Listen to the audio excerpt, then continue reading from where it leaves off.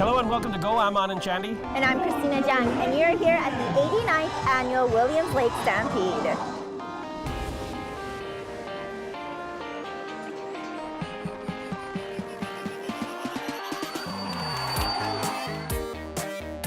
Coming up on this week's episode, Make sure you finish third. I met up with Steve Homan, one of Quesnel's most iconic cowboys. Our father was one of the ones. Christina got to meet up with the First Nation Stampede Queen, Joan Gentles. Just kidding. Go ahead. And someone got a big red nose to match her favorite rodeo clown.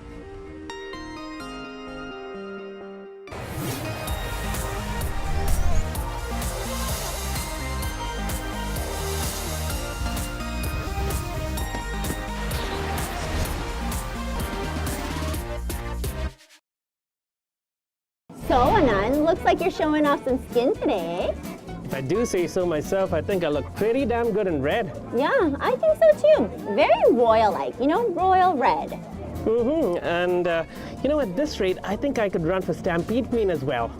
Well, why don't you talk to 1966 Stampede Queen Joan Gentles about that and see if we could get some tips from her. You know what? I think she'll like my legs a lot. Uh-huh.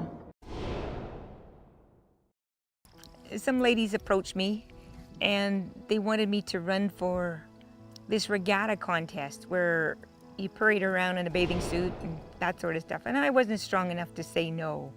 But all the time I thought about my bowed legs because I had two brothers that, teased me about my bowed legs. If anyone knows anything about Stampede royalty, cowboys, and the world of rodeo, it's Joan Parmentier Gentles, daughter of Leonard Parmentier. We knew and were told that our father was one of the ones to start the Williams Lake Stampede. And so it was an exciting time for us. There was a lot of visiting, and we all enjoyed coming to Williams Lake Stampede. Born and raised in Risky Creek, the world back then was a different place from what we know now. I grew up at Risky Creek. I was born at Risky Creek. I lived at Risky Creek, and it's still home territory for me. And with a mother that never had a day of school, a grandmother that never had a day of school. But I felt discrimination right from the time I went to school, started school. When I was told by a teacher to sit back with the rest of them, and I didn't know she was talking to me until I looked up and her eyes were on me, and then I looked to the back of the room and all the mission kids were back there. But with a strong First Nations background and determination to excel in school, Joan was soon approached to run for the 1966 Williams Lake Stampede Queen. The only reason why I ran for the Stampede Queen, well, to begin with, I didn't have a bunch of fancy clothes. I grew up poor, and I was busy going to business school at the time as well in Kamloops. And Hillary and Rita Place came down twice to see me, wanting me to run for the Stampede Queen in Williams Lake. And I said no the first time, and the second time they came, they took me for supper and talked with me again, and so I said I would. Joan became the first First Nation Stampede Queen in Williams Lake, but that was just the tip of the iceberg. Even after being crowned, the newly appointed queen still faced some challenges. Well, I felt that I had to be a role model. I felt that I had to behave. I felt that there was going to be a lot of eyes on me. And somebody spoke up, a derogatory statement about Indians in one of the very first dinners I was at. And I was the only First Nation person in there. So I spoke to it right there at that table. I had been recently crowned, and I just wouldn't tolerate it. Eventually, Joan went on to become the BC Indian Princess as well. But despite all that time in the pageant world, Joan's determination for equality eventually pushed her to a career in the legal system, allowing her to help the First Nations community receive equal opportunity. I was called by Judge Barnett, and this lady was coming up, and she was kind of handicapped as well, and I knew her, and he didn't like what was happening for her. I went in the police vehicle with her, and in Lac La Hache we had to be transferred to the RCMP in 100 Mile, and they didn't know me so well, and they wanted to lock me up with her, but there's no way that I'll walk into a cell and be locked up for nothing. And when the psychologist asked her to draw a picture of her home, she drew a picture of her home. There was a door, there was no windows. They asked her to draw trees. She drew trees that was around her territory. Some trees, there was windfalls, so the top of it was jagged, and the top of the tree was laying down here. I thought for somebody that, you know, they're going from English and I'm going to Chilcotin, I thought she did a good job. When he started interpreting what he saw in that, I felt comfortable to speak to him. That is her home, she drew. It has no windows in the front end. That is her home, where the windfall and trees lies on the ground. For the one Stampede Queen, it's simple: honesty and respect. That's all she fought for and will continue to do. Many times I have had to watch anthills, and you know, we'd have to sing to the ants. You know, we want to make it, you know, the sun to shine. We'd have stories. You need to go and kick an ant and sing this song. So we'd kick the anthills and sing this song in our language, and then we were asked to be observant of the ants. The ants really help one another. If all of us as human beings in the world were like ants, we wouldn't have the rich, the poor, the discrimination. We wouldn't have that.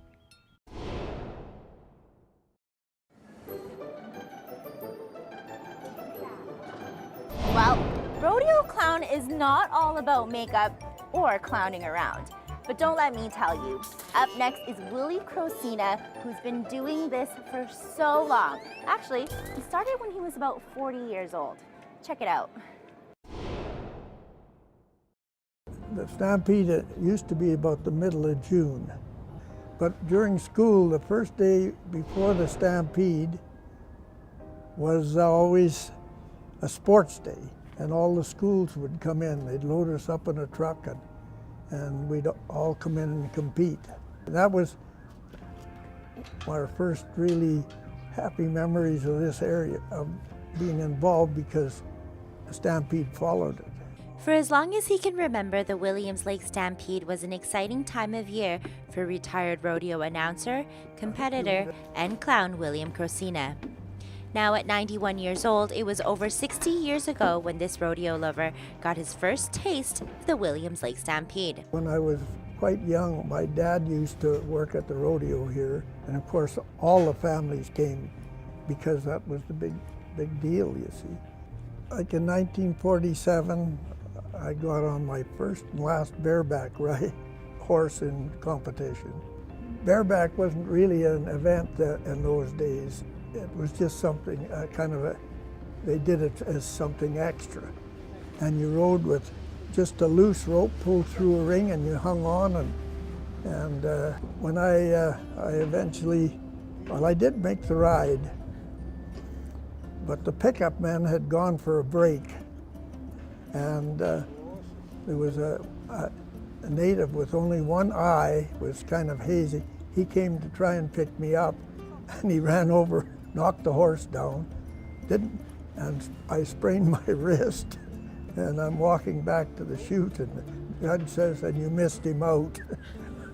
I said, "That's not all. I just quit riding bareback horses." But growing up in the Cariboo, nothing about the Stampede surprised him. After all, that wasn't his first rodeo.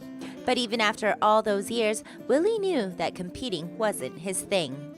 Somebody wouldn't show up to ride a steer or a cow or whatever it was.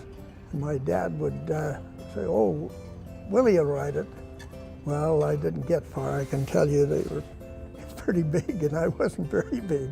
I got thrown, and I wasn't a real happy camper. That's when Willie knew he had to find a different way, because there was just no way he could stay away from all the excitement. We started putting on these little jackpot rodeos, and there's always dead spots, you know, something happens. So I decided to dress up. At 40 years of age, Willie Crocina started his rodeo clown and bullfighting career. I've always been kind of a goof anyway. I mean, I've gone to things dressed as a woman, as a matter of fact. And in those days, it was just, they rode cows. And I've been around stock all my life, so I know what to do, you know, and I can play with them. And then when they got bulls, I still was doing it. And I tried to quit and get somebody else, and some of the cowboys said, no, we don't want those young fellows in there. They'll get us killed. You've got to stay with us. And just like that, Willie and his sidekick Mule became one of the most fun-loving rodeo clowns in the Caribou. I would bet the cowboys that they couldn't ride him. Well, he's not very big. So when they'd step on, he'd just kick and duck his head, and I'd win every bet. Today, Willie is still involved with the Stampede and says he'll continue lending a hand some way, somehow. I do a little bit of everything. I don't do as much now. I do more organizing, but I work with the sponsorship. But I will be, if I'm not a director, and I'd like to see some younger people step up that are interested, but I will certainly be a volunteer as long as I can.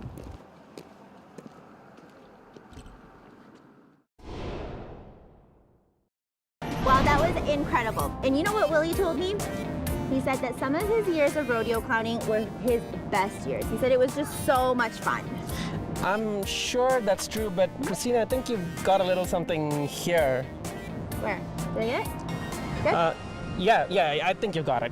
Okay, well, as always, the Williams Lake Stampede kicked off with a great parade this year, thanking and giving recognition to all the volunteers in our community.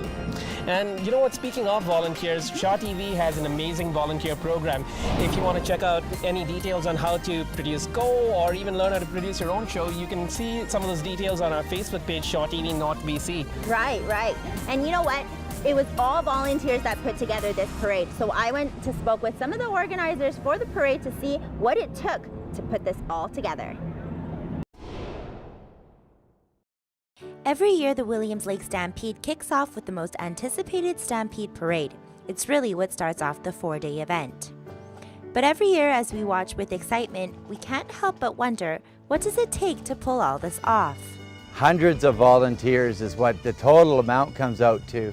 Our membership committee of the parade is made up of 8 people who have met since January monthly, and there's a lot of planning from the safety aspects of the parade itself to looking at the safety of the people who are spectators, the safety of the people who are participants in the parade, to the logistics of how the parade is going to move through town, to road closures and road openings, and how everything just goes with the flow. And on parade day it looks so wonderful, but there's been many stressful hours put in the behind scenes to make sure it looks great on parade day. Which is why this year's parade theme is a tribute to all those behind the scenes tirelessly working. This year's theme, it's a wonderful theme. We've taken the 2015 Rotary theme for Rotary International, which is Be a Gift to the World.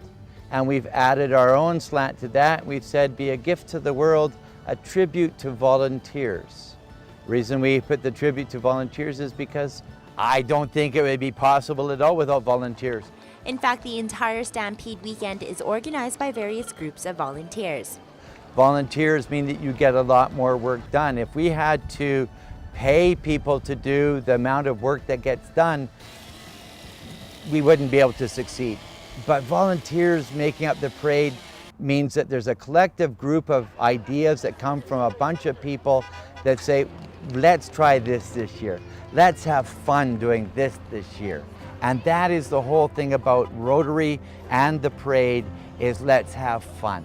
And they sure did. This year's parade had all the familiar floats, but it also had a few surprises as well. We've got some new ones, we've got some interesting ones. Margette's Meats is putting in their new little SUV that is all decorated up with their name and advertising on it, through to Horsefly Nursery, who volunteers plants and things for special growers. The Springhouse Flying Club is going to be opening the parade with a special flyover, so we can have a parade in the air and a parade on the ground. With another successful year in their pocket, Ron can only hope the community continues to support and participate for years to come. They're just smiling and having a great time. To the children that might be 3 or 4 years old, and they're participating and they're waving to whoever and enjoying it. And that's the best part. From 2 years old to 90 years old, participation gets it through.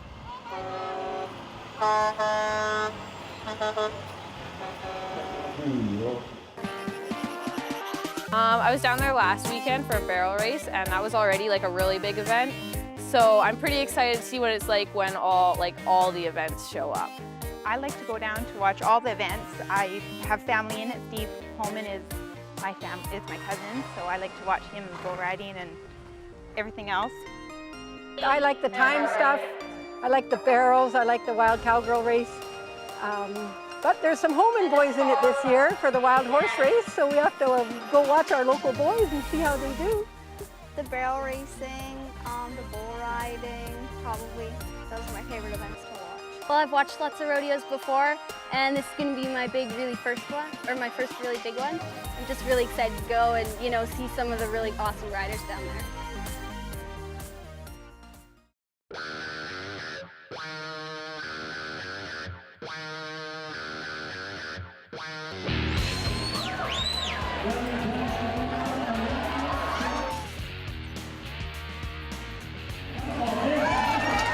Welcome back to Go. I'm here with Coy at the Williams Lake Stampede. So Coy, what do you do at the Stampede? What are you doing here actually? I'm in the junior steer riding today and this afternoon's performance.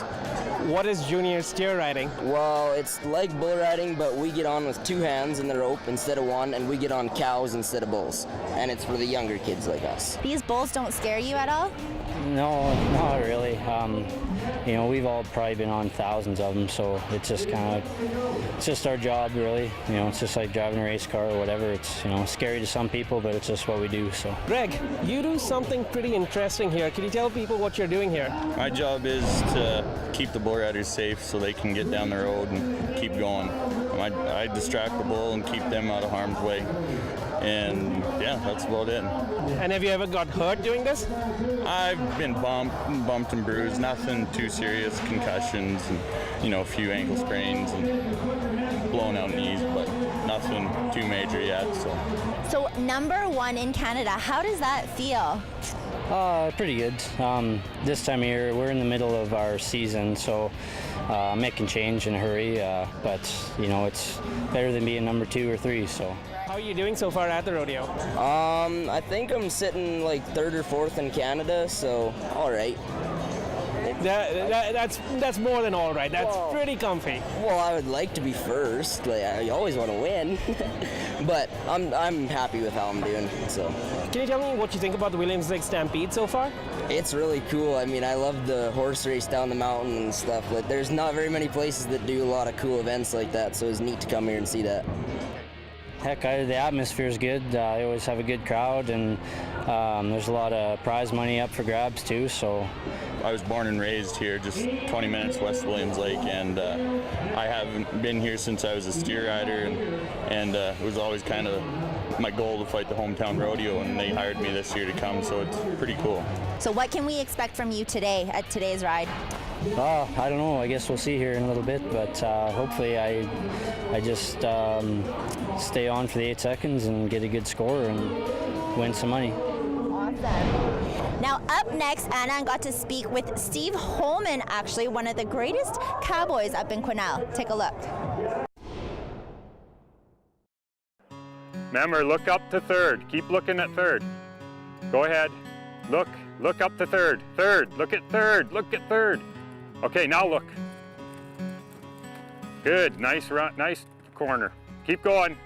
Family is real important to me. My family, and of course, my start out rodeo, and didn't have them, but and at first, they all used to come along with me, which was great. But now that we keep getting more kids, it's a little harder all the time. But they are very important to me. And yeah, let's see. We're just looking at first way too soon. You got to look at 3rd more until.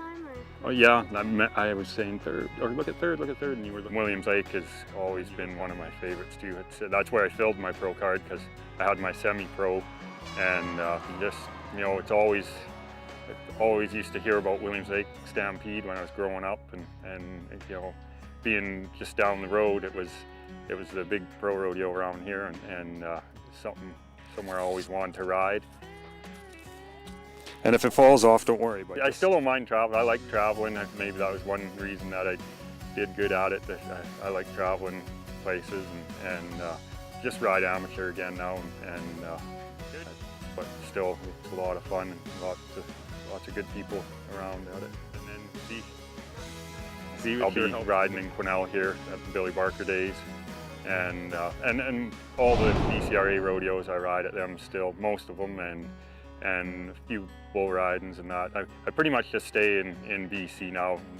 Once in a while I'll go over to Alberta, but I used to go lots over to Alberta and a little bit down into the States, but now just pretty much stay around BC. Faster, keep up to Mom. I'm standing here with Artie, the art walker. Now, Artie, Stampede weekend, the street party, is a great way to kind of introduce, you know, the upcoming events that's going to happen in the Caribou. Is that right? It's a wonderful way. Artie does the Stampede parade. I talk to 1,000 kids and I paint most of their toes.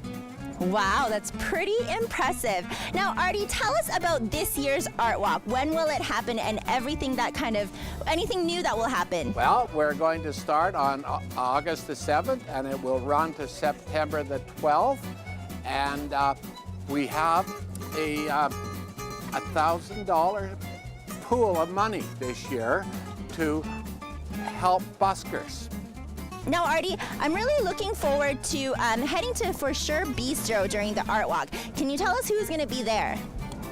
The lady that's going to be there again this year is Marlene Pegg, the lady that painted this year's Stampede poster. It's a beautiful work of art. Yes, and we actually met up with Marlene herself to talk about kind of her inspiration and what it all took to make this year's winning Stampede poster.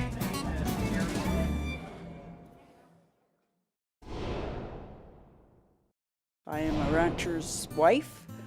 I have been a horse trainer.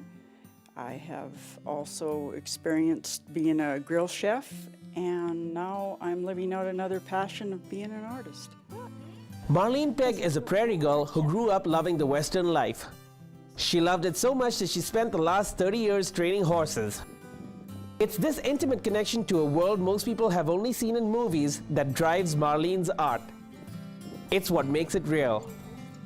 When I look at their faces, when I'm drawing their faces, I see the character, I see the toil, I see a lot of stuff that goes on. Their eyes light up, and it's actually really an interesting story to me. When I was a little girl, I heard about the Williams Lake Stampede, and this is an Alberta girl, and knew that it had such a fame to it. I never had an opportunity until we moved out here to be part of it, and so it was pretty exciting to drive into Williams Lake and see that rodeo grounds. It was just like, whoa, this is the big Williams Lake Stampede grounds. In 2014, Marlene decided to enter the art walk in Williams Lake. Her art was soon selected by Teresa and Willie Scher to be on display at the For Sure Bistro in Williams Lake. In displaying my work at the bistro, Teresa would ask me if I would be interested in doing a portrait of Willie, her husband, who is the bullfighter, for their anniversary.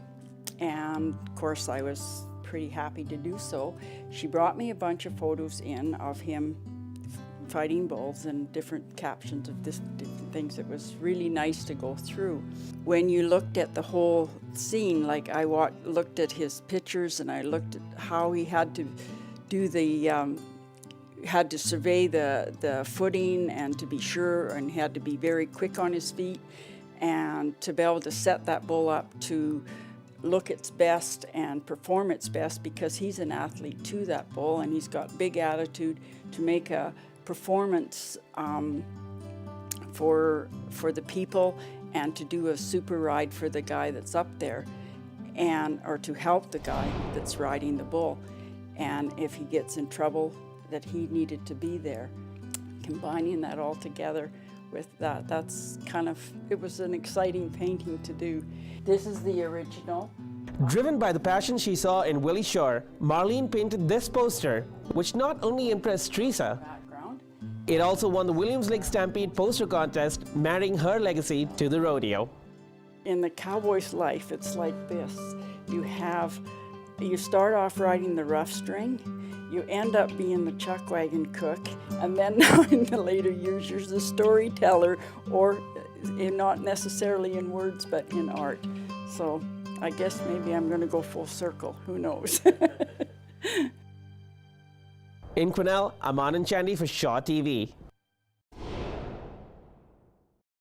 Well, that just about wraps up our episode of Go. Thank you everyone for joining us today. Wait, we're not done yet. Okay. We still have to crown the Stampede Queen, and I thought I had a pretty good chance at that, and I had the best look. What? Wait, hey!